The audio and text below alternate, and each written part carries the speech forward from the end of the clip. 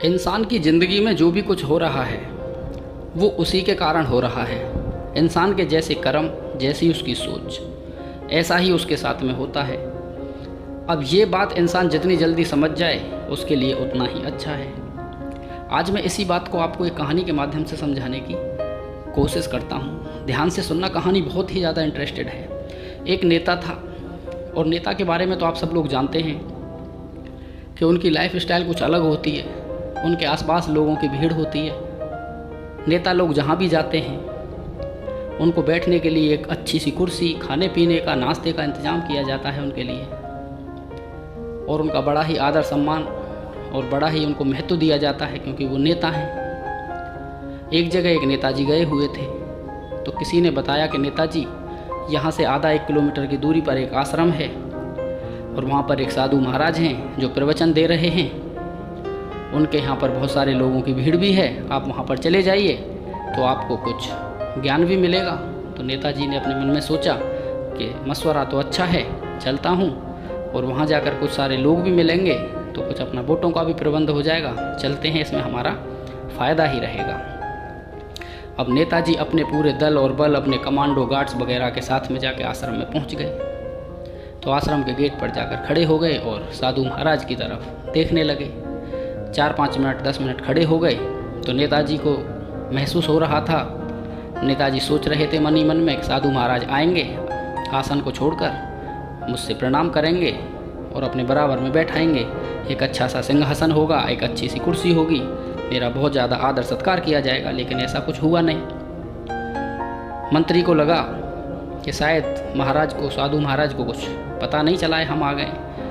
तो नेताजी थोड़े और आगे बढ़ गए और साधु महाराज की तरफ प्रणाम किया। वो एहसास कराना चाह रहे थे मंत्री जी कि हम आ गए हैं आश्रम में, लेकिन साधु महाराज ने बस ऐसे ही दूर से हाथ उठाकर उनका अभिवादन किया और अपना फिर प्रवचन देना स्टार्ट कर दिया।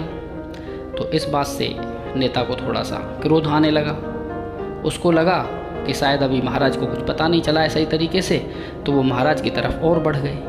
अब महाराज के और उस मंत्री नेता के बीच में थोड़ी सी दूरी थी। तो नेताजी ने हाथ उठाकर फिर से अभिवादन किया और साधु महाराज की तरफ ऐसे नमस्ते कर दिया दूर से। तो साधु महाराज ने बोला, ठीक है बेटा, थोड़ी देर शांति रखो, हम अभी आते हैं। ऐसी बात कहकर फिर दोबारा से अपना प्रवचन चालू कर दिया। काफ़ी देर हो गई खड़े हुए। नेताजी को बहुत क्रोध आ गया और नेताजी अब साधु महाराज पर भड़कने लगे कि तुम जितने बड़े साधु हो, तुम कोई साधु नहीं हो, तुम बहुत बड़े ढोंगी हो और ढोंग करते हो और जनता को बहकाते हो। तुमने मेरा स्वागत नहीं किया, मेरी बेइज्जती की है।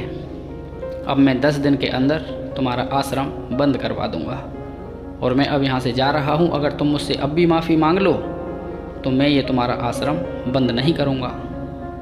तो साधु महाराज बोले मंत्री से, उस नेता से, कि बेटा, तुम बहुत अच्छे इंसान हो, नेक दिल इंसान हो, लोगों की मदद करते हो, तुम्हारा स्वभाव भी अच्छा है। अभी तुम जाओ, कभी मौका मिले तो फिर दोबारा आना, जब बैठ के बातचीत करेंगे।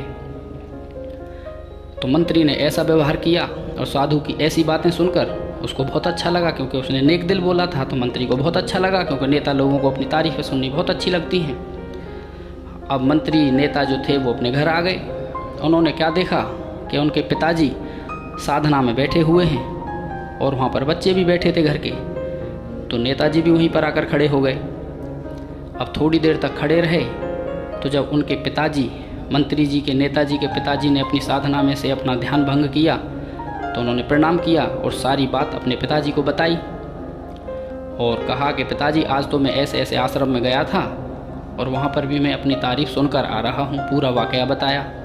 कहानी का पूरा सार है, यहीं पर पूरी कहानी समझने वाली बात है कि उस मंत्री के पिता ने उससे बोला कि बेटा, साधु महाराज ने जो कहा वो अपने हिसाब से कहा, जैसे वो थे उन्होंने इसलिए ऐसा कहा, और जैसे बेटा तुम थे तुमने ऐसा कहा, क्योंकि लोगों को तुम मूर्ख बनाते हो, तुम लोगों को पागल बनाते हो, तुम लोगों को ठगते हो, तुम झूठ बोलते हो, ऐसा तुम्हारा स्वभाव है।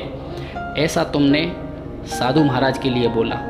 और साधु महाराज नेक दिल इंसान हैं, लोगों की मदद करते हैं, लोगों का अच्छा चाहते हैं, इसलिए उन्होंने ऐसा कहा। तो एक कहावत है कि जाकी रही भावना जैसी, प्रभु मूरत देखी तिन तैसी।